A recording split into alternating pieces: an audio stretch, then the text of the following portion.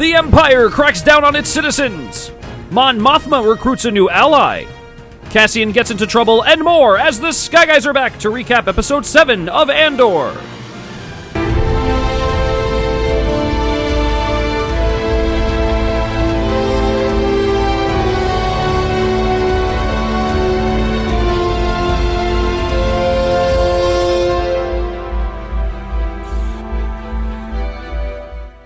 All right, we are back here on the Sky Guys, recapping episode 7 of Andor, entitled The Announcement. There was a big announcement from the Imperial Security Bureau, so we'll go through all of that. I'm one of the hosts here, Mike Phillips. Joining me today, as always, the man whose voice you hear in the narration every single week, Pete Consadori is here. Pete, how are you? Doing well. Episode 7. Another Sky Guys episode, so I'm always happy to be here when we're talking Star Wars and talking with you guys. Very excited to see what you guys thought of this new episode here. Yeah, jam-packed today, Pete. Jam-packed. Yeah. Also with us today, the head of the Bureau of Standards of this podcast, Nick Fraietta, is here. Nick, how are you?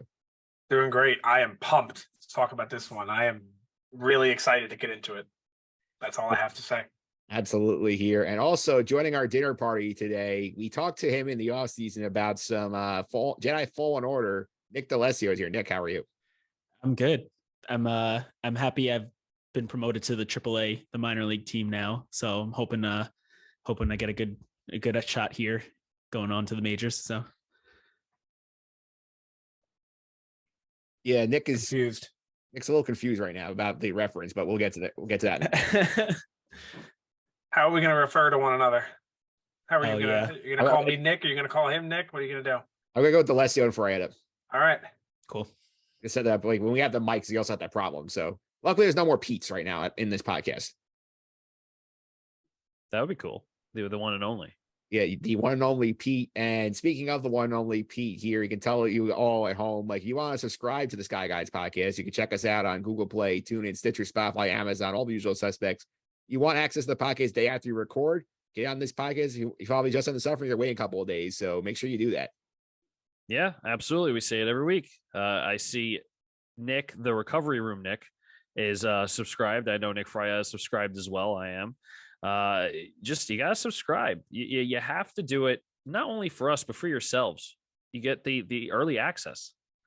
If you get early access and Nick Fraietta, people want to follow us on the Instagram. How can you do that?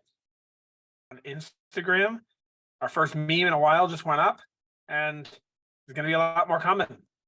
Yep, Sky Guys podcast on Instagram, a lot of fun there as well. And Nick D, just so you know, like we're watching on the YouTube page as well. Mike Phillips on YouTube. See the video version of the podcast here, all the fancy graphics stuff. Always a lot of fun to check out the video of the four of us hanging out here. Yeah, no, I'm excited to see the graphics live because I always listen on Spotify, so I don't ever get to see the graphics. So I'm excited to see what that looks like. Absolutely here. And Nick Fraietta, there is no Star Wars news this week to cover, so I think we're just going to get ready for the episode. Yep. The only thing we have to say is next week we have the Tales of the Jedi coming out, but we all knew that, so that's it. Absolutely here. Let's get into this episode because there's so much going on here. And Nick D, I feel like I was telling Nick Fraietta this off the air. I'll go to you as well. I feel like all of this character work we did these first 6 episodes, getting to know all these different characters, this really paid off with this episode. Yeah, it because it's at a point now where it can throw a ton of stuff at you, and you're not like being introduced to like, oh, who is this person? What's their deal? Like everything is allowed to just kind of happen now. So it was definitely worth it. It was definitely worth it here. And Pete, so many different storylines to go to. Do you have any sort of preference where we start? Not really. I mean, there's just so much. I'll talk about this a little later too. There's so much and so little that happens, in my opinion. But yeah, I mean, we'll start wherever. If you want to go chronologically and just hit those story points, or if you want to jump around, wherever you want to start. I mean, let's stick with the rundown. Let's go with Karn. Let's start with him. Yeah, we start and end the episode with Karn. I think it was an interesting choice because Nick Fraietta, I mean, we start off with Karn. I mean, he's talking to like his mom about his job interview. Uncle Harley found out his pull with the Bureau of Standards. We see him go for this interview. He's wearing a brown suit. He gets the job. I think, what do you think about this whole Karn basically restarting his career here? I think it screams redemption arc. I really do. I think there's like no way in the world that he doesn't help Cassian at some point in this show. But I like the idea of the Bureau of Standards. Do you think it's a coincidence that it stands for that the initials are BS? I don't. I think it's supposed to be like a BS like job where they have importance in the Empire, but it's just busy work for the most part. Seems like what they do. And it's a cool building in there. It really was. Yeah, it definitely was here. And Pete, like, I thought it was interesting seeing, like, like the first time I started seeing people wearing ties, and then we got basically, like, these are just people in their cubicles just doing nothing. I did like the end of the episode where we see the shot where you slowly pan out to all people just kind of just doing their one thing and the slow zoom out on all the cubicles. That made me laugh at the end of it. Yeah, I mean, I think this is the size Star Wars that Nick's been looking for, but that we all were kind of wondering what was, right? The common folk. And I think this 9 to 5 cubicle setting is probably where Karn's going to be for the rest of this season. And, like Nick said, the redemption arc, he'll be involved, but I think it's just, you're going to kind of see him drag along this 9 to 5 job for at least another 2 episodes. But it was cool to see. It was definitely a cool little arc that he had. Yeah, that's something I lose sight of a lot. I lose sight of the fact that this is not just a season. Like, it's not like there's 5 episodes left and the show's over. We're guaranteed a second. I know that's what they said, right? Only 2, right? Only 2. There's 17. But you never know. It could be more. I would imagine it's going to only be 2. But like, for all, I think in my mind, like, oh, we only have 5 episodes left. If you're going to do a redemption arc, it means it has to happen. Like, it doesn't have to happen now. It can happen next season. Yeah, it certainly can. And Nick D, what'd you think about the speech that Karn gives to the interviewer when when he basically looks at the resume? Oh, you worked at Primor. I'm like, on Muldara 1. He basically goes the whole spiel about, like, hey, I was trying to uphold the law. I was trying to maintain order. That did not work out. I'm trying to redeem myself here. What do you think it was, like, how he was just so upfront with his potential new employer about what happened and why he's out of job? Yeah, it's funny. I think he it almost seemed unnecessary. The guy that was like holding the tablet, he was kind of just like, okay, so we're just gonna wipe all that because none of that matters here. Because I think it's clearly Karn is trying to prove himself. He's trying to be like, see, like, I was trying to do the right thing. But I think as far as the employer goes, I think he's just kind of like, cool, you're gonna be the guy that does weights and measures and stuff for like the galaxy. You're gonna check the fuel lines now. Like, none of that kind of really mattered. But they obviously do have some power because they were able to wipe his record clean. And so I think that's maybe setting Karn up to have potentially some power to do something. I'm not sure what that's going to be, whether it's wiping Cassian's record or doing something else, but I think he's set up to be in position now to actually do something. Yeah, and before we move on from Karn here, I do think it's interesting that, like, you spend so much time, like, on the season with this character who we could have easily just left in the dust after, like, his premiere arc where he is a complete stooge. He gets a whole mess and Primor makes it so far worse. He can get fired. Like, the fact that we're sticking with him, I mean, that he has significant importance in this story, in my opinion. Like, do you feel like that this is something we're going to pay off in end of season 1? I think he's, like, with us the whole way through here. I'm going to put it to you this way, and I don't want to go through season rank, whatever episodes ranking yet and everything like that. But this show has been really nice and really boring at the same time to me. And I don't know if there's going to be a huge payoff for this character. I hope there is. I hope that they go in the right direction and they do that. But everything since episode 3 has kind of been a little lackluster for my taste. So I'm hoping that we're building this up to have some sort of impactful decision made or some impact in the season. But if it's just built up to be like, okay, just wipe the record clean, we're even, and then he walks away, I feel like that buildup would be for nothing. Yeah, we'll put a pin in Karn. Oh, Nick, was it night? Nick Fraietta, you seeing his mother again? I said, yeah, I love seeing the mother. She's a great character. I love seeing more of her. I think she's a great character. That's all I said. All right, that sounds good to me. Let's go ahead to the ISB here, Nick. We get to see their immediate reaction, Nick D'Alessio, to what's going on with the Aldhani heist. We had the big meeting here. We get Colonel Yularen shows up. He is, people aren't familiar, he was a big character in the original movie. He gets his role expanded significantly in Clone Wars and Rebels, and he's holding the meeting of the ISB, talk about the Imperial response to Aldhani situation. This is, okay, we're going to, raise the taxes, anybody who's supporting Rebels, and we're going to, the Emperor is passing some bills in the emergency session of the Senate where we're going to crack down on rebel-related crimes. The penalties are going way up here. So what do you think about what we saw in the ISB in this meeting? Yeah, I think I like that scene because a lot of the times through when we're watching Star Wars through the lens of, the good guys, the Empire always kind of looks dumb. They look like they mess up a lot. They look like they can't do anything right. So when you see this, they don't like looking like that. They don't like, and clearly they're upset that this happened. We finally get a Palpatine mention. So clearly he's not happy. The fact that he's not happy, he relayed it. And now, this is really falling right into the hands of what they wanted. They want the Empire to do this. They want them to flex their muscle. They want them to show everybody that they're not actually the good guys, because they've been kind of doing things slowly, like a slow oppression.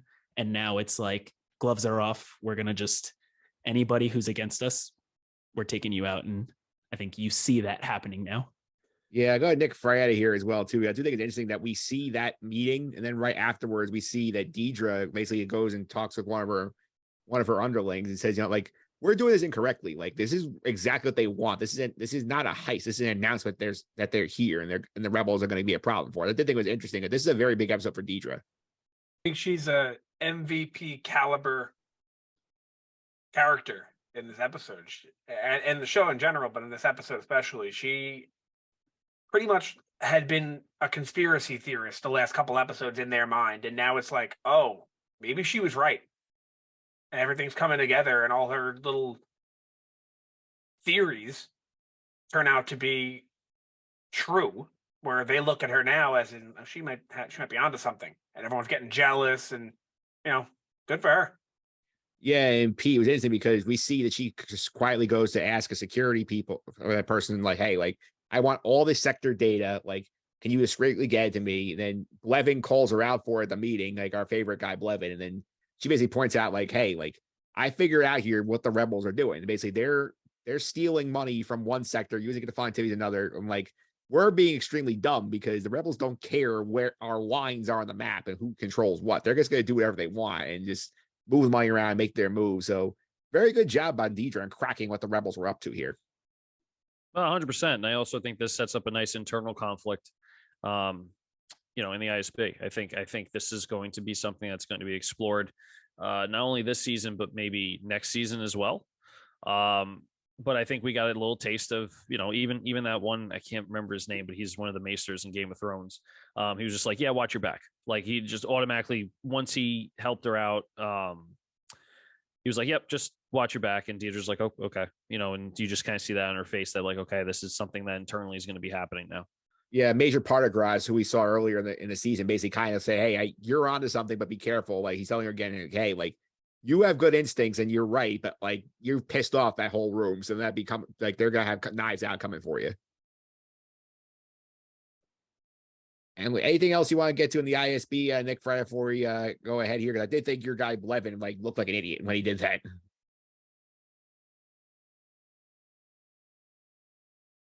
Your Nick, your audio is like a little wacky again.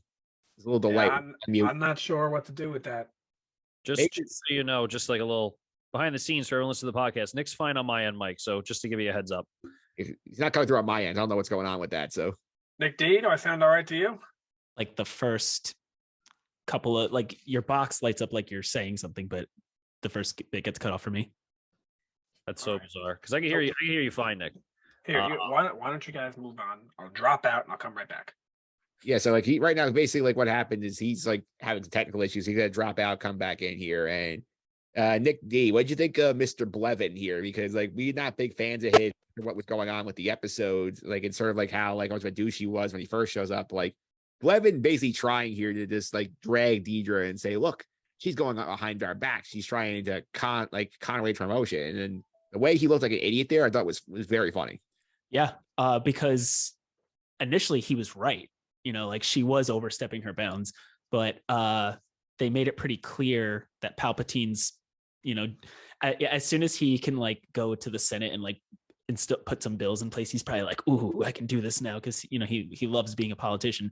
But like he put things into place now where ISB has total control. They can do whatever they want now. So she's no longer overstepping her bounds. Maybe she's doing a little bit of a gray area, unwritten rules kind of thing. Like you shouldn't make your fellow officers look bad, but she wasn't going to bring it up at that meeting. He did.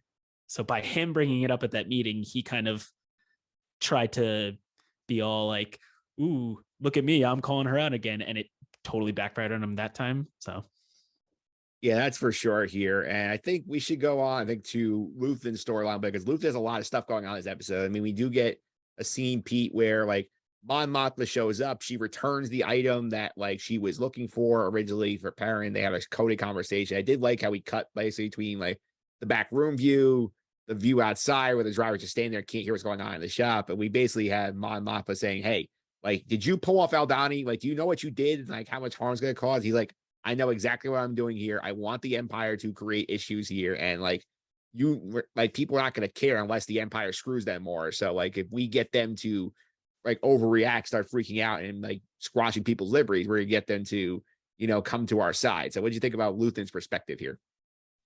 Yeah, I think this is probably one of the maybe my one favorite scene of the episode. I think it was very powerful. I think Luthen has a point that kind of doesn't get made in Star Wars. Not to say that Star Wars is superficial and say, oh, the good guy is going to win.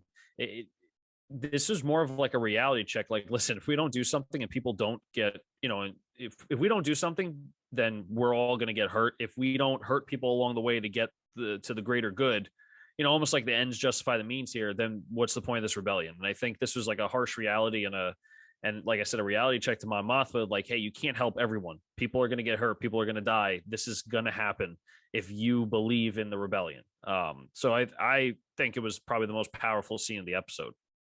Yeah, Nick Fraietta, what did you think about the Luthen angle here? I thought Luthen had a very like interesting episode here with this, because like Mon Mothma's like, oh, like, why, like, you gotta be more careful. He's like, no, I don't. Like, he's like, these people are too comfortable. You gotta get them a little uncomfortable to like agitate for a little change. How do I sound now? Great. So I enjoy this a lot. I think it almost teaches Mon Mothma a lesson. I think that's kind of what Pete said, where her idea of this whole rebellion is to do it slowly in the shadows, get some funding, take your time. And Luthen's like, no, it's time. Like, we're ready, and we're ready to start making moves. And I don't think Mon Mothma's ready for that yet. And I think now she understands. Yeah, it's time to go, if you will. You know what I mean? Yeah, I enjoy that a lot about this, because you see how different people are maybe interested in the same cause, but have different opinions on how to get there, which we've seen before, especially like in Rogue One, how Saw is like basically, ruthless. He'll do anything for it, and then you have people like Cassian and Mon Mothma at that point who like do not respect Saw because of the way he goes about his business. So you see how there's different people who have the same goal, but they take it about it a different way. Yeah, Nick D, what do you think also of sort of seeing the whole like angle here that Mon Mothma points out in terms of like the whole scenario where they're trying to discuss working arrangements here, and Mon Mothma's like, I'm working through the Senate, I have like stuff going on here, and sort of, as Nick is saying, just look at like, hey, like, do you have a network? I have a network. Like, the time has come now. Like, we can't keep waiting on this, and now's the time to start making moves. Yeah, well, I guess, was it clear before? I thought she knew what they were planning, but I guess clearly she had no idea that they were doing that, because I know she was saying how she's trying to get access to her money, which she brings up again later on in the episode, but I guess I thought she knew what was going on.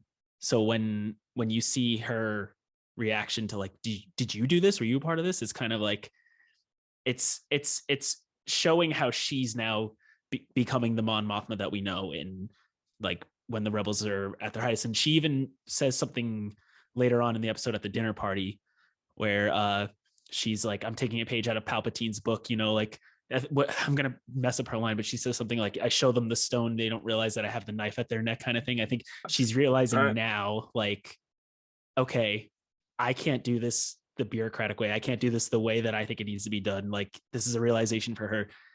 If this is going to happen, it's not going to be pretty. So. Yeah.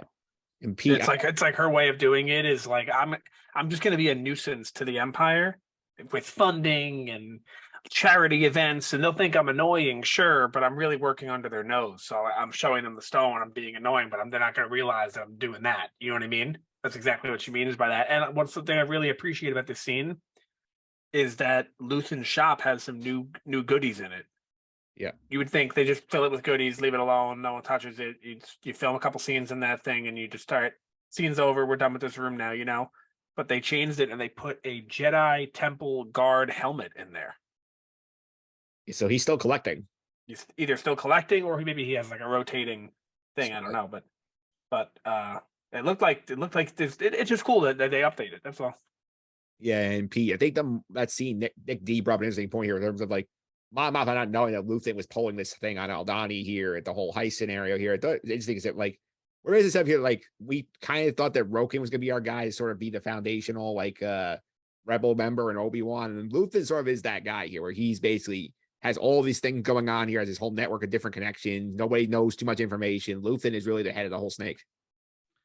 I also think he's probably playing his cards close to the vest, if you will, because she is a senator. And I don't know how much Luthen actually trusts her. And I think this kind of play and this aggressiveness is to show Mon Mothma, a senator, we're not messing around. So you're either behind us or you're not. So I don't think he wanted Mon Mothma knowing what was going on because, God forbid, this got out to the Senate. God forbid she was a double agent, if you will. It's a smart play by Luthen. I mean, it makes sense. It does make sense. And another angle of Luthen's here we see is that we see apparently another person in his network. We don't get her name, but she's moving along Coruscant. We do find out she meets Vel down the lower levels, and she basically gives Vel orders from Luthen, like, eliminate Cassian Andor. Like, he knows too much. Like, he's a loose end right now. We got to wipe him out before he reveals too much of the plan here. So, Nick D, like, what did you think about this here? Because it's something Nick Fraietta realized last week that Luthen is going to have to not be antagonistic Cassian at this point of the show. That's basically what we got here. Well, was that woman that, you watched the whole sequence of her walking around, she was sent by Luthen? Was that? Is that not his assistant? I thought that was the woman from the shop. Oh, so did I. She was. I must have thrown by the wigs, basically. So yeah, okay. I think it is the woman from the shop, but it's supposed to be not obvious that it's her. Yeah, I think she's in disguise. So basically, like she goes and relays the message to Vel. Basically says like, like you have your orders, like eliminate like a Clem who is Clem is Cassian Andor. Like get rid of him because he knows who Luthen is, and we can't have that information flowing around if he's not fully on our side. So I think about this setup here because now it gives us an interesting way to keep Vel in the storyline. Yeah, and Vel almost seems a little bit like she's like, "Are we sure we need to do this?" Because she was on the ground with Cassian, so I think she knows that he's not a problem necessarily, but maybe the issue isn't him being the problem. Maybe it's somebody else getting to him. But I'm not sure what Vel's going to do with that. Actually, I almost didn't even recognize her too. I was like, oh, who is this person? Because you've never seen her, showered and clean looking, But yeah, she seems a little bit hesitant. Like she almost is like, I don't know if we need to do this. But I guess it makes sense. You see Luthen in previous episodes being like, I shouldn't have brought somebody new in, I shouldn't have done that. So clearly he's regretting it. Hopefully jumping ahead a bit when Cassian sees Bix and he's like, if you talk to Luthen again, tell him, he doesn't have to worry about me. I almost wonder if that message is going to get back to Luthen, and now he's going to have another moment of like, oh, did I do the wrong thing again? I mean, it makes sense. They have to tie up the loose end, right? So yeah, P. I mean, that makes sense considering where we see Cassian in a few years and like how he operates. Like you clearly see that he's taking the Luthen style. Like, like this guy's a loose end. I gotta get rid of him when his contact's gotta be flaky here. And like Luthen's like, I can't trust Cassian. I gotta get rid of him because like this dude knows way too much information. Yeah, I mean, this is also someone that he brought on, right? It's kind of it's ironic, really, that this is the kind of the path that Cassian's going to face. He gets brought on to do a job, does the job, takes only his cut, doesn't screw Luthen over, and now someone's out to pretty much get him. And it does make sense. It does make sense that Cassian takes on this kind of approach because Luthen has this same approach. Maybe this is where he learns it, like you'd said. Yeah, and Nick Fraietta, I also want to mention here before we move on from the Luthen storyline here that we do get a couple of shots of Cinta sort of like cleaning up around Aldhani and getting out of there. Do you think this is the last we see her? I think she showed up again. I don't know. I would imagine we see her again. Otherwise, they probably wouldn't have showed her. Yeah. Or are they just showing her to show that she's still alive, and then it's like, all right, she's good. It's an interesting question I don't because know. they did establish last week that she was in a relationship with Vel. So you wonder if they're going to re-link up at some point. Maybe they'll team up to find Cassian. Yeah. Can we also make an agreement that we refer to him as Cassian, not Andor? I feel like it sounds so much better. Yeah, I mean, it's confusing when Andor is the show title. Yes. Thank you. All right. We'll get to Cassian storyline in a minute here, but I do want to continue on a little bit further here. Let's go to the Mon Mothma dinner party. And Nick, you finally got your dinner. Nick Fraietta. I did. I didn't get Slime Moore, but I got the dinner. No Bosk either. No Bosk. Yeah, Bosk will be there next episode. But yeah, we finally got the dinner, and I think it lived up fully. Yeah. This is the dinner we were talking about earlier in the season. We saw this here, and I think it's interesting that here, Pete, we do see that Mon Mothma has a conversation with her old friend Tay Kolma, basically that he was the one she was referring to back in episode 4. He's talking to Luthen about like, oh, okay, like I have something I want to bring and help me manage my money. And then the way this conversation was handled, how they're flowing from room to room, she was saying, oh, like smile, do this, do that. And she's like occasionally saying like, I'm doing more than you think I'm doing. Like, I need your help with this project. I thought it was very fun seeing how she handled this. Yeah. I also like his character pretty much telling her, don't trust me, because now I'm wrapped into politics too. That he was that open, and I'm sure we'll get to that in a minute. But yeah, I think the dinner party kind of delivered. You see that kind of hate towards or distrust towards Mon Mothma for the rest of the crew that's there, and she only has that kind of one person. You still see that, like, teenage mentality from her daughter, who's like, dad asked me to ask you if I could be excused and stuff like that. She just doesn't want to be there, so she doesn't even feel like she has her own family in her court. So they definitely do a good job setting the background that she's alone in pretty much all of this, especially with Luthen. She's my feeling is if she can't get the money to Luthen that Luthen wants, Luthen's going to be after her too, because then it's another loose end he has to tie up. So it's she's technically alone in all of this. She really is. Yeah, Nick D, what do you think of Tay Kolma, Mon Mothma's childhood friend, who she is roping into this endeavor she has? Yeah, it's funny. So I think you see Mon Mothma take another page from Luthen in this, where she was left in the dark with this whole heist that happened. So I think she realizes, if I kind of have to do the same thing, like, when she's talking to him, she's like, I can't tell you what it is that I'm planning, but like, it's something, and it'd be better if you don't know. And it's funny to see the table turn, where he was kind of like, oh, I'm into some political stuff, you're not gonna want me to be involved. And she flips it around and she's like, no, I'm into some weird things right now, trust me, but like, I need your help, kind of thing. So it's I think that, I don't know if it's going to work out. I think because she's hoping that he can give her access to the money, and I don't think it's going to work out. And I think that's just going to be another lesson for Mothma to learn, like, okay, we can't do things the easy way. This is going to be a difficult thing moving forward. Yeah, Nick Frey, you get the read. We can't trust Tay Kolma here. I didn't. I think he's going to be. I think he's trustworthy, but he's going to die. But I do like how no one can be trusted. It seems like she even says to him, "Don't tell my husband," which we knew already. We knew the husband was not on the same political side as Mon. It's weird to say call her Mon, but Mon Mothma. But we knew that was a thing. But to see it actually play out like that, where there's so much going on with this empire rule that you can't even talk to your husband about things you're planning because everyone's so against each other at this point in time. I find that really interesting. Yeah, and feels that was interesting how she was talking about, my driver's an ISP plant. They just say I'm like working on separatist causes. They bring back the term from the Clone Wars to sort of say, it's like ostracize her from the rest of the Senate community, where it's like, she's doing all these little things that sort of are annoyances, and like nobody really wants to deal with her. Is like, she made a good point in her speech that Nick Fraietta pointed out. It's like, hey, I'm the stone that like they know that I'm being a nuisance, but they have no idea they're gonna come slit their throats and put the knife to their necks. So I thought that was also very fun. It was, but it's almost like an empty threat. I mean, let's think about Mon Mothma's contribution to the rebellion. What has it been so far? Money. But has it? I mean, she hasn't been able to access her accounts to get the money. So, what has her contribution been other than maybe advising?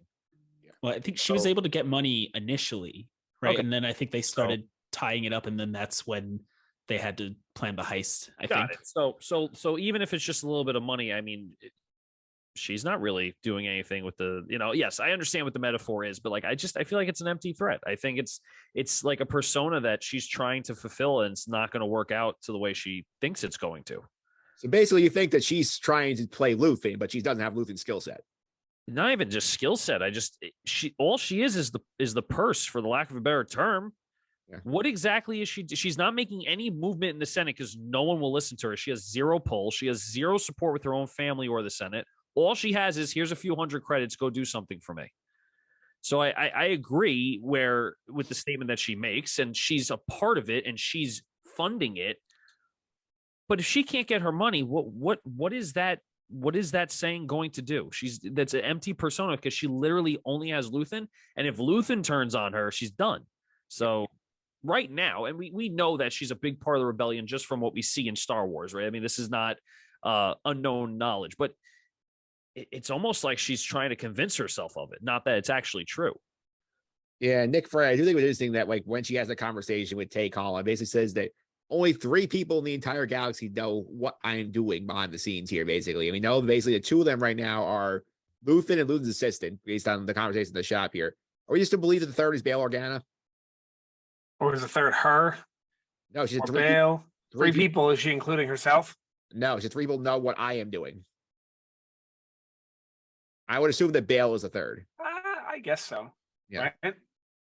Yeah. Yeah, I mean, he was in that meeting in the deleted scene in 3. I guess the power that she brings, though, is not, that hasn't been spoken of, is, because we know this to be true, is her ability to bring together the rebel cells. Yeah.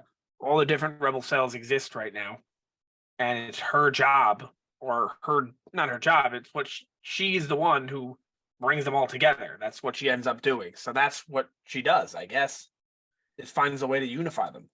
Yeah, because right now Luthen has built the network, but like they're all also operating independently right now. Yeah, and then you also have, we'll see him at some point. We have Saw too. Who knows what he's up to? Yeah. Yeah, Saw's doing his own thing. We know that the rebels from Star Wars Rebels are doing their own thing. Like, there's a lot of stuff going on here. Yeah, I actually saw that the heist on Aldhani last week took place at the same time as some episode in season 2 of Rebels. Yeah. It was like, I don't know how they figured this out, or if they just said, yeah, that's how it was. I don't know if there's any evidence to support that, or if they just said that's what it is. But yes, that's an interesting fact.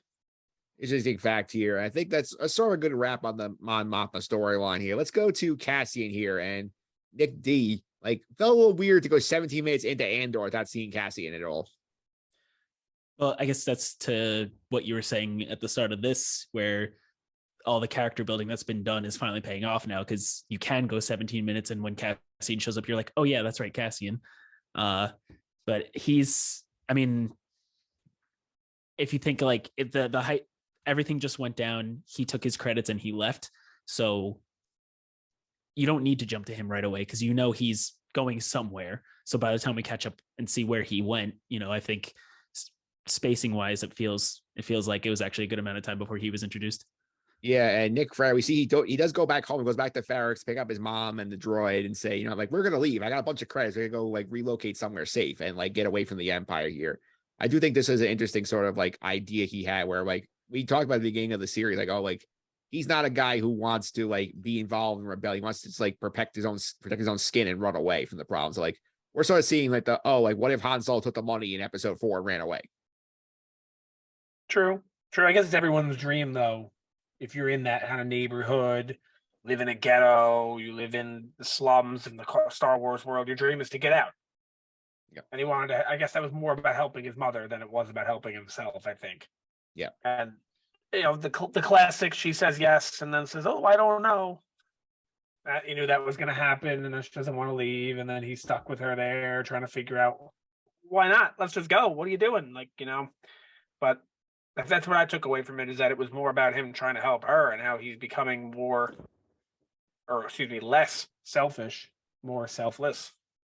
Yeah, speaking of the vein of becoming more selfless, like he goes to check in Pete with Bix, where he find after his mother tells him, "Oh, Tim turned you in. Now don't worry about him, but he's dead." And Bix like got caught in the crossfire. He goes to see Bix, and Bix basically wants nothing to do with him. And you got this whole tense conversation where he basically pays her back, says, "Here, pay everybody all my money to," and like you talk to Luthen, just like let him know I didn't screw him. So I do think it was interesting how this sort of ended. I mean, I said this in the beginning. She only has herself to blame. She was the one sneaking around, making Tim with 2 M's think something was going on. She was the one that was acting all weird. Tim got drunk, rat him out, got himself shot, right? I mean, that, and also too, Tim didn't listen to the whoever they were, the ISB guys, and got himself shot too. But he's not to blame. He defended himself, in that first planet, wound up 2 officers dead. He was on the run. He said, I just need to get out, whatever. And it turned into all of this. It was her fault. It was her fault that Tim is dead, in my opinion. But yeah, I guess you need to have some sort of tension between Cassian and the people around him to make the show interesting. And I think that this was an obvious choice by the writers to have Bix have some sort of, I don't know, some anger toward him or just kind of just be done with him. Yeah, that's for sure here. And Nick D, we also see in the morning, he goes back to his mom, and his mom basically tries to say, like, hey, like, I'm not leaving. Like, let's stand up to the Empire. Like, it's time to get involved in this rebellion. I'm too old. Basically says I'm too old for this shit. Like, I need to get something going on here. And I do think it was interesting here that like she basically tells him all the beans, like, like, you need to like let go of your sister. Everyone on your planet died. It was not your fault. Like all this stuff, basically trying to push him in the right direction. He's not receptive yet. It's interesting too, because I don't think he makes it clear to her how he got the money. So it's funny, the thing that he did to get her off the planet and help her was the thing that made her want to stay. It's interesting that he's thinking like, I did this so I can get all this money, and not knowing that he was the spark that's going to ignite the whole thing. And it was good for a character thing for his mother to just, she doesn't want to do it anymore. She doesn't want to run anymore. She's like, I'm too old for this. They cut to the flashback of Clem, who now we know where he got the name from, and just all the things that she's gone through. And she mentions how she was walking down the street and she avoided the street where he was hanged. And finally she walked down that street and she had a smile on her face because like finally people are standing up to this. So I think you're seeing now 2 instances of Cassian going home, and he shouldn't have, or if he was, he should realize he's a part of something bigger, and he's not there yet. Yeah, Pete, what do you think about these flashbacks? You call Leslie to get more flashbacks. We see a couple of like young Cassian with Clem, like they're on Ferrex, basically just like watching a procession of clone troopers, and he tries to stop some hooligans who are throwing rocks at the clones, then basically gets himself caught in the crossfire and then gets killed and hanged. And we see Cassian trying to get revenge on these clone troopers here. So what do you think about these flashbacks? I think they're important to the show. I think these flashbacks are actually done correctly. I love to compare it to the Book of Boba Fett, but those flashbacks were not done correctly. So it's refreshing to see that they are working with this storyline in a way that benefits the character's growth without the present timeline character growing. You can see where all this is coming from. And just the cinematography and the writing of it is just phenomenal. So it works very well, and I think it's important to the scene and to the season and seasons to come that these flashbacks continue, because it's done right. If it was over the top, or if it was just like terribly done, then I would be disagreeing with it. Yeah, Nick Fraietta, you got clone troopers. Basically, like this is the latest we actually seen them in action. I think in the proper like live action timeline. We did. So my understanding is that the clone troopers stick with the Empire throughout the original trilogy, and by that point, they're mentors and training stormtroopers. Yeah, because they're a little too old. We see in Kenobi, you see a clone trooper in Kenobi, he's on the older side. But not all clones are the same age. Remember that. I remember in Attack of the Clones, some of them were infants at the time. So some of them would be younger. But yeah, so we knew the clone troopers. Well, that timeline, based on some math based on like what I've seen on when this takes place and how many years ago it was and stuff. That scene is 2 years after Revenge of the Sith. Yeah, so like that point, they still have clone troopers around. They haven't. Oh, definitely, yeah, and they still have them around in the time of Episode 4. But like at that point, it's like all clone troopers, and like, I mean, you can't tell me that scene is not. I don't want to say the word. I don't think you're allowed to say it on the internet nowadays. I've heard this. I think it's very weird, but World War II. That's 1,000% like what that vibe was as they were walking the streets, the way they were walking the streets, you know? Yep. Definitely made some sense here as well. And then we also see here that when Cassian's mom decides to stay put, when Marva says, I'm staying here, you should like join the rebellion, and that Cassian instead decides to cut and run, and he ends up going to do I'm going to go get away to a beach thing. He goes to a planet called Niamos. It's the beach planet. Nick D, we see basically hooks up with someone, gets drunk, and like he's stealing credits from them. So like not like this just feels like this would be like the Han Solo movie. Han Solo decided to not save Luke. Was he stealing credits from her, or was I didn't think so. I thought that was his stash. I think that was his place. I thought I mean, I guess he has a place there. He just took some credits. He's gonna go out and shopping. Yeah, that's what I think. Or if that wasn't his place, clearly he has a hiding spot for his credits. But I either way, it's it kind of just shows you how he's just not the character that we see in Rogue One at all. And it even takes him in Rogue One to finally be like, all right, I'm going to do something bigger than all this. You know, I think we're seeing what is leading up to that, but it's, I mean, he just goes and he goes to basically like Star Wars Miami and is just like living on the beach and stuff. Like, you know, I don't know. I guess were there the Sand Troopers? Is that new, or have they shown up in anything before? Nick Fraietta, have you seen these shore troopers before? That's shore troopers. Yeah.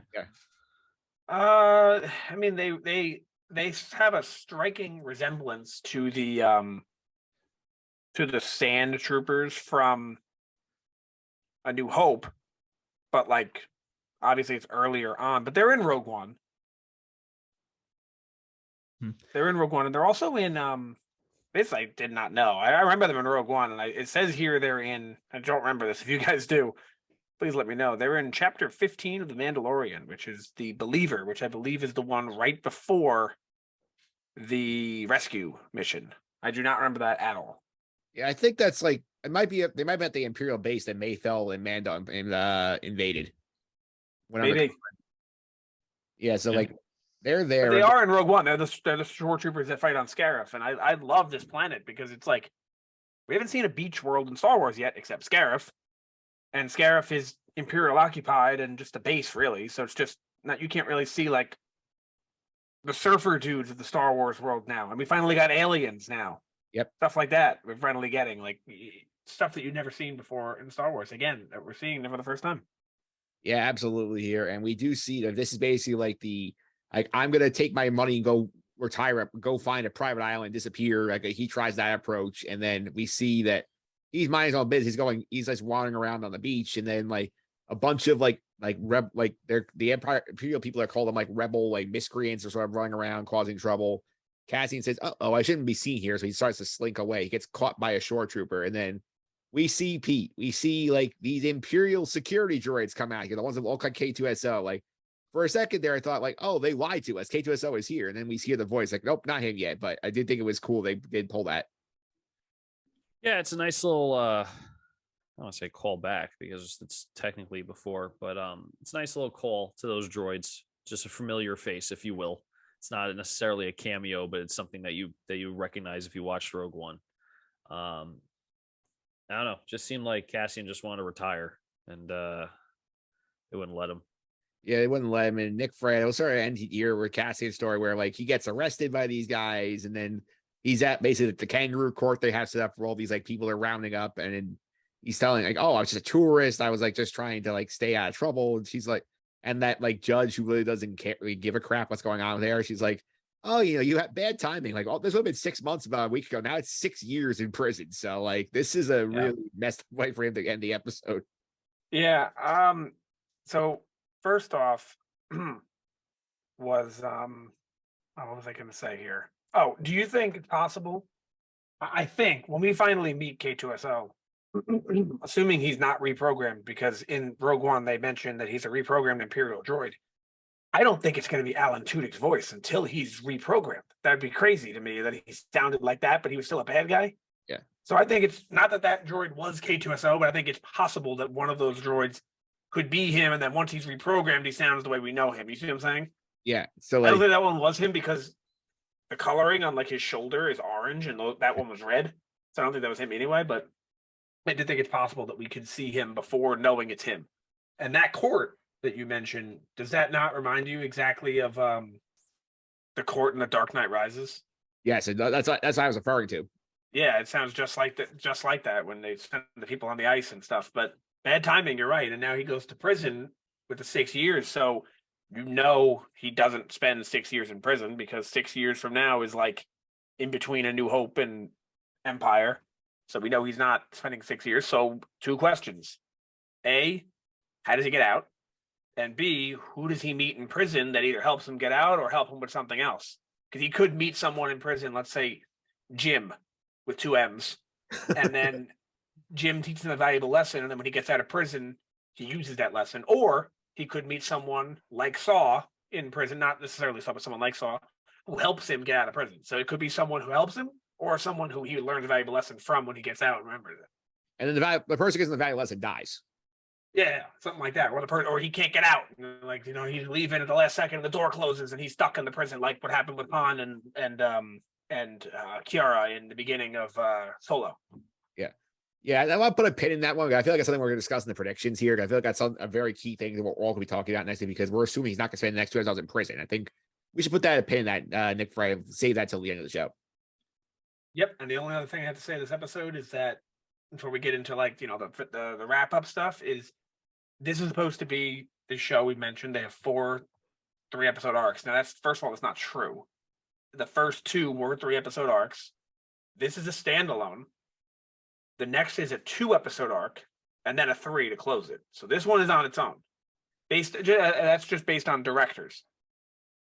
I could see this being sort of, like it is standalone-ish, but like it's sort of like just like, okay, like a lot of stuff here. We had a lot of stuff overflowing from 6. We got to tie a bunch of bows, and then like we're gonna use this sort of spring into our 2-episode story, and then we're gonna do a big 3 for the finale. Yeah, exactly.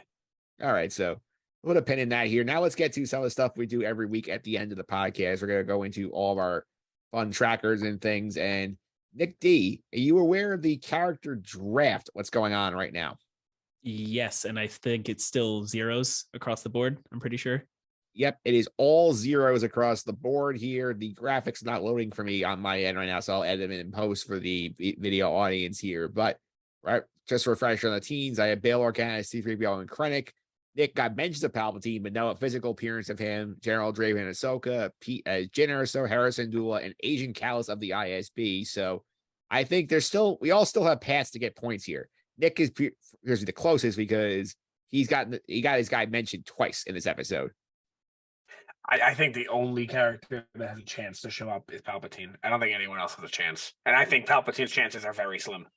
I still think that Pete and I have each other shot with our ISB people, because I feel like they're bringing more people into the ISB by the week.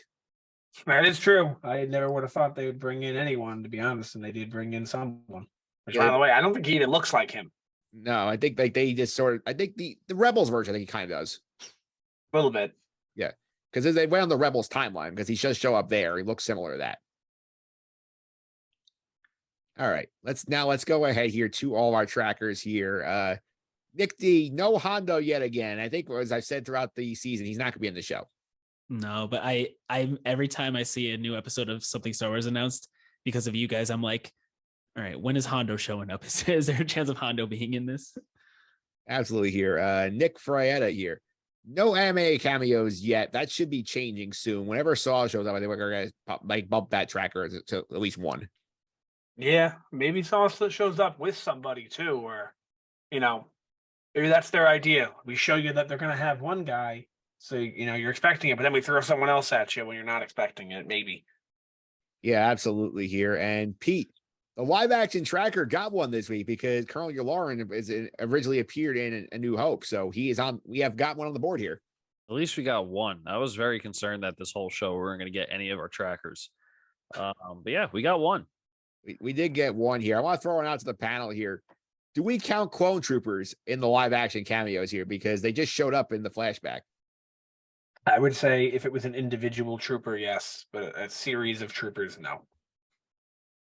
Yes, Pete, you agree with that? Yeah, I agree. I think if it's not like Captain Rex or someone individual that you can't really throw, because there's clone troopers and stormtroopers all over the place throughout Star Wars. So, all right, that's that one there. So that's on the board here. Next up here, we're gonna go to the planet tracker. We have 7 planets there, Nick D, now because Niamos, we got our beach planet. Right. That was the only new one, right? Was only new Space one. Miami? Yeah. Space Miami, is as he calls it. That's a cool planet. That is one of my favorite planets. I love it. Yeah, it's a lot of fun here. Classic line. We got an allusion to a classic line because Luthen's speech sort of like mimics the speech that Leia gives to Tarkin in episode 4, but I don't think we can actually count it. It's not the same line. Pete, you yeah, I think if it's not like the exact same line, it doesn't really hit. All right, and Nick D, Nick F. We sort of wrap up here with the Andor kill count still at 4. You're not killing anyone, but you got arrested. I would imagine he's going to break out of prison, right? He has to, unless for whatever reason, someone named Karn clears his name. But I would imagine that doesn't happen. I imagine he breaks out of prison. And if he breaks out of prison, I can't imagine him getting out without killing at least one person, right? Yeah, you would think. Yeah, or maybe that is a good idea. Maybe Karn does clear his name. That could when be. He starts working for the Empire, starts realizing this is not good, this isn't for me. Maybe Cassian was right. I'm going to clear his name and help him out. Join this rebellion. Absolutely. Change my name to Bail Organa, and there you go. All right, well, that's there we have here. Those are the trackers here.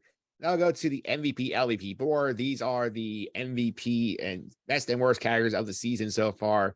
We'll start at the top. Andor, +7. Luthen, +4. Cinta, +3. The +2s are Mon Mothma and Lieutenant Gorn. +1s, Marva and Nemec, thanks to your brother Nick last week. Bix, the dividing line, 0. -1, group of 4. The 2 Stooges, Gorn's lackeys from episode 4. Blevin and Vel. And Skeens, actually, there's 5 in this group. Then in the -2s, we have a group of 4 here. Lita, Perrin, the Mon Mothma family. Tim with 2 M's and Commandant B has him last week. And bring up the rear, Nick D, former Deputy Inspector Karn, -7. You think anybody catches him this season? I don't know, but you know what? The only way somebody's catching him is if Karn has a complete turnaround in his character arc and gets some pluses added to him at some point, but probably not. I see it coming. I really see it coming. I'm not, spoiler, I'm not giving him my MVP, but I think he's getting some MVPs coming forward. I really do. Well, he's got 5 episodes left to get MVPs if he doesn't get any today. So, Nick D, as our guest, give me your first MVP. Your MVP first.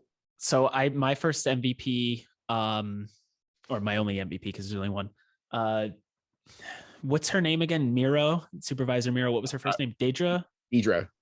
I give her the MVP for this one. Just that whole scene where she gets called out and she's like, she was ready for it. She was ready to get called out. She had everything in line, and you know, she's the enemy. And I still found myself being like, yeah, you tell him you got this, you know? So I give her the MVP for that. Plus, she did crack the code of the Rebels. Yeah. So I think she deserves it. I'm going to give one to Mon Mothma this week. I feel like she took the appropriate lesson from Luthen in terms of how like the Rebels operate, and she managed to secure an ally to help her access her money and take Kalma. She does it in this party full of Imperial sympathizing senators and manages to slip by unnoticed. She's coaching Tay Kalma through the whole interaction here. She learns a good lesson here, and she applies it well. So I'll give Mon Mothma the MVP. So, Pete, where are you going with your MVP? I give my MVP to Luthen. I think he really knocks it out of the park in that scene. Like I said, I think it's the most powerful scene of the whole episode. He's the driving force of that robbery. He's the driving force of this rebellion, no matter how big a little part Mon Mothma is supposedly playing. So I'm giving him the point. Nick Fraietta, wrap us up on the MVPs. So we have an interesting development here. Okay. I was torn between 3 people, and I was going to see which one you guys said to make my decision. You each said 1. So I'm going to do a random number generator, and whatever comes up, that's who it's going to be. So it landed on Mon Mothma. So Mike, that's why. With everything you said, that's why. All right, so Team Mon Mothma is getting a bump. Yeah, Team Mama. I would have given a point to all 3 if I had 3. Don't have 3, I have 1. So going with just her. All right, the LVP section here. This is going to be some fun. I think we have some interesting candidates on the board here. I'll start this one off here.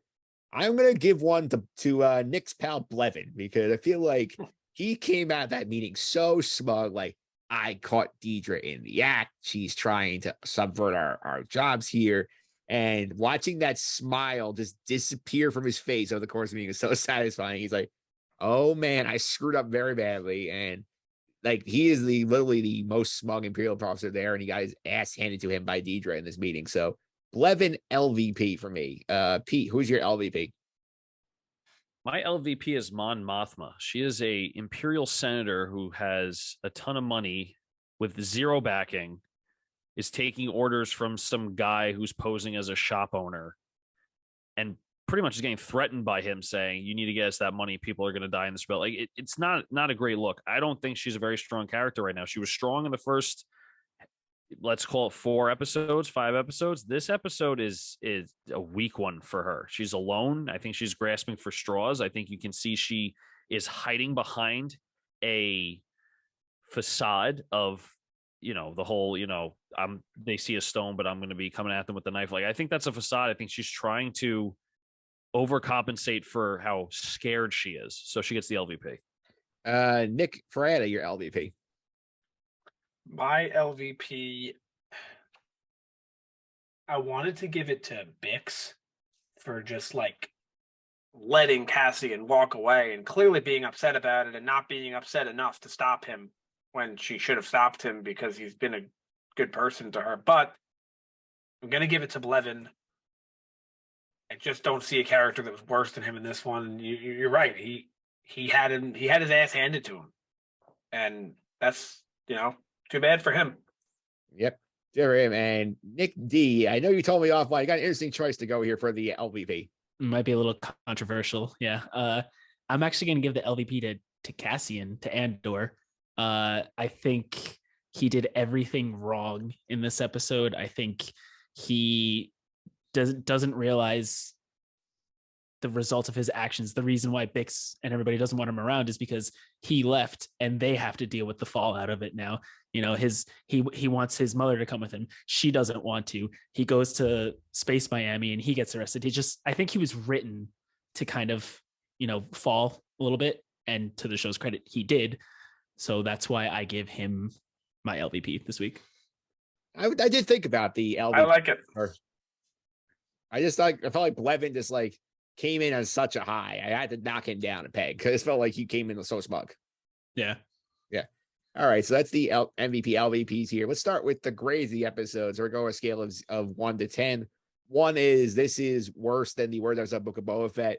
10, this is the pinnacle of Star Wars entertainment here. Pete, you want to start the grades?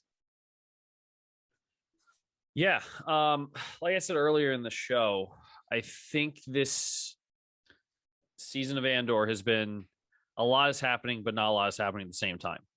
I actually am going to rank this higher than last episode and give it a 7, because a lot is being set up here. However, I'm really hoping that it doesn't fall flat.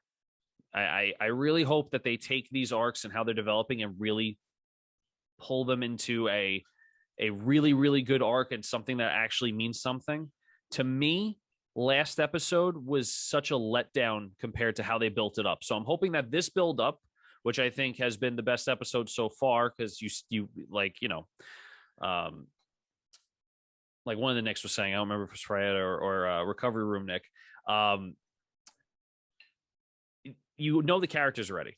So you can start to pick and choose, okay, this is the story arc, this is the arc, this is the arc, this is the arc, and you can actually get a lot of good content out of it. But the episode is not like a 10 because nothing really happens. You're just talking about what's going to happen maybe in the future. So 7, I think it's better than the last episode, which may be controversial. But that's what I'm going with. Nick Fraietta, your grade. Pete, I do not think it's controversial that it was better. I think this is the best episode of the show, and I am going to give this show's first 10. Wow. Ooh, wow. I think this episode was perfect. Yeah. This is what I wanted. This is what I've wanted in a Star Wars show since Star Wars has decided to make shows. This is exactly what I wanted. It was the political mumblings throughout the show, and you have that over sensing. I don't even know if that's a word. Over that feeling of there's something bigger out there. Palpatine. She's talking to her friend in the party, and you know that like I can't speak too loud because this empire is ruthless, and then you start to see the empire get ruthless. The emperor pretty much himself said, "All arms go." You have all military, you have all naval, all army, you have all the equipment at your disposal.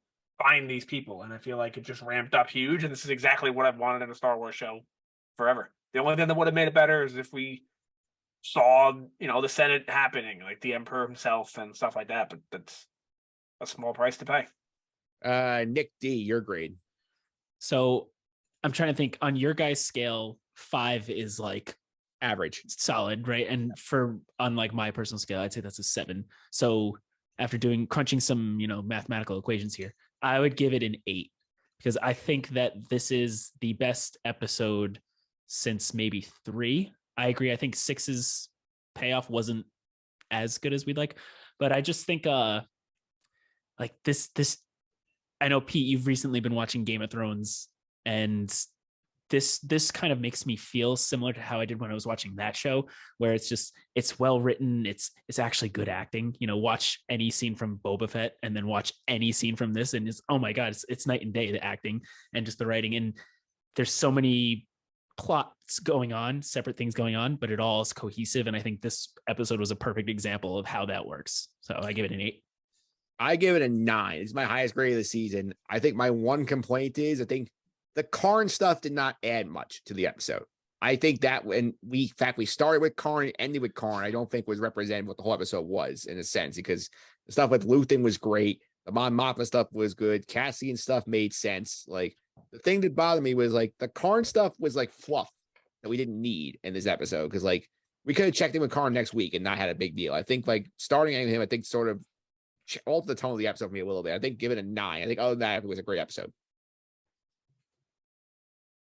I'm excited to see what Karn's up to, or what he's about to be up to, rather.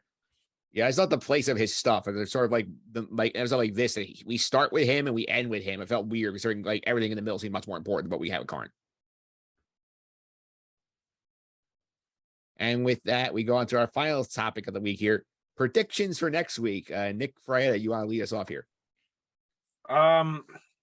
So I'll go off of what I said here.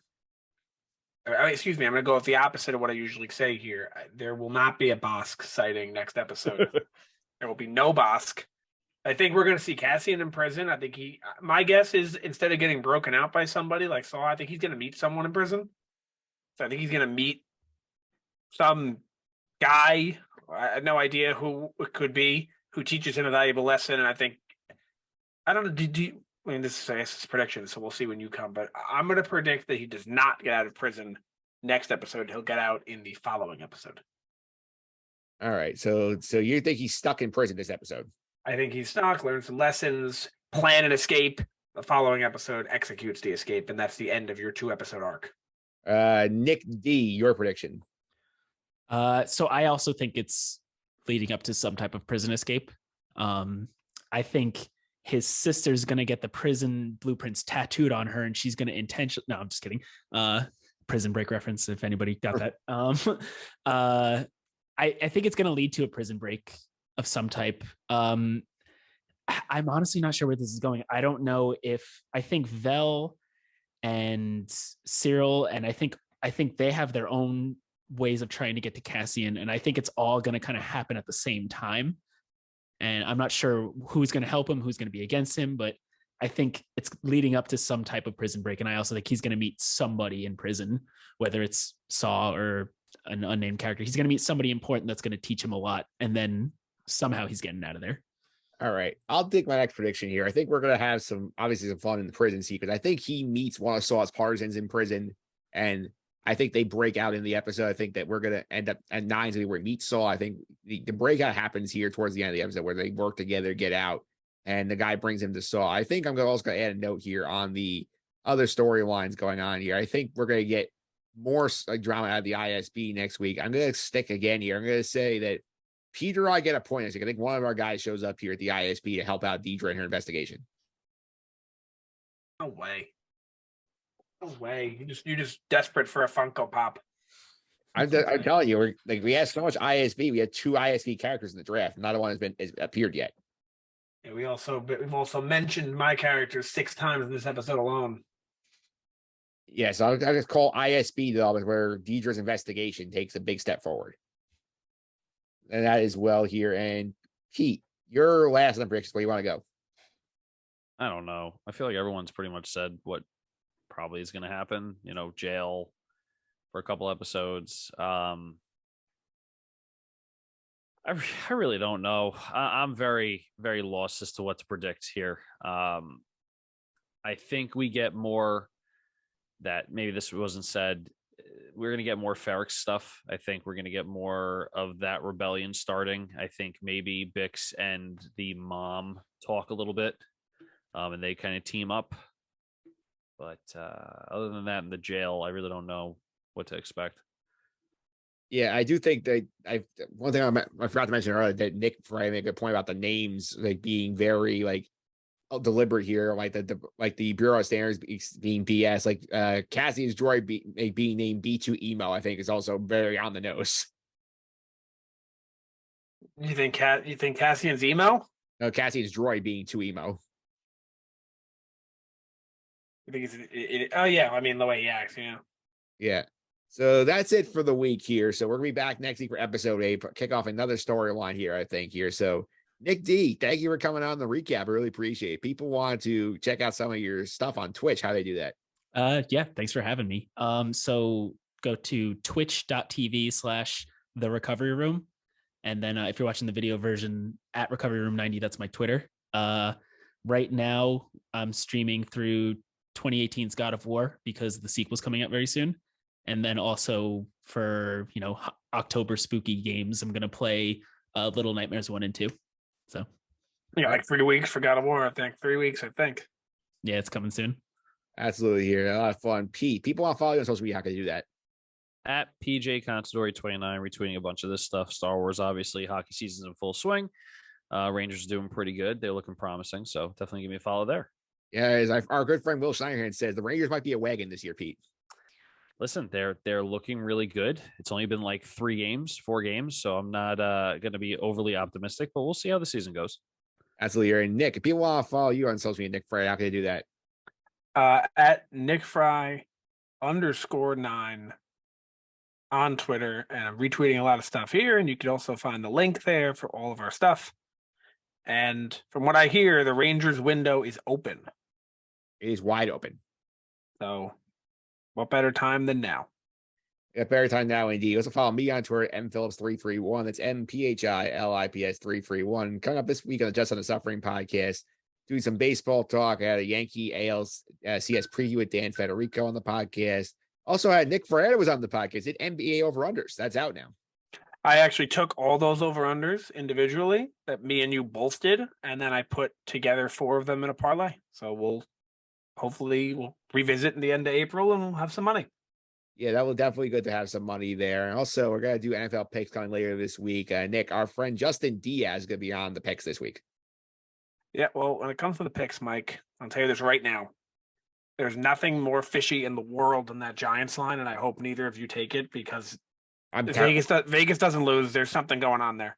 I'm terrified of that line. I'm going nowhere near it. Yeah, I would not go anywhere near that. What's the spread on it right now? It's Jacksonville -3. When I predicted the line, which I do each week, I predict all the lines, then I see what they are. I said Giants -3. So I'm 6 points off. I was within 1 point on every other line. Yeah, I was 6 points off on that line. They know something we don't. Yeah, they do know something we don't. And that's all for this week on the Sky Guides podcast. We'll be back next week for episode 8 of this thing. We are going to be 2/3 of the way through Andor at that point. But until then, may the Force be with you.